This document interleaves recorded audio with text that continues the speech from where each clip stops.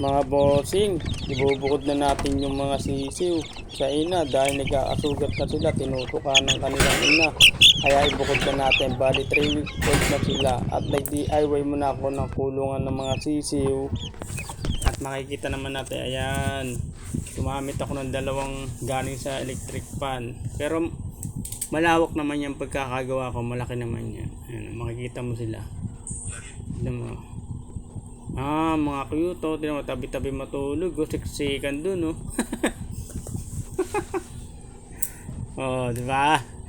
Ganyan ang pagka-DIY. Cute nila, oh. Oh, nakasabit pa yung tubigan nila, oh. Diba talaga mag-alaga? Yan. Ang ganda ng mata nila, oh. Yun, oh.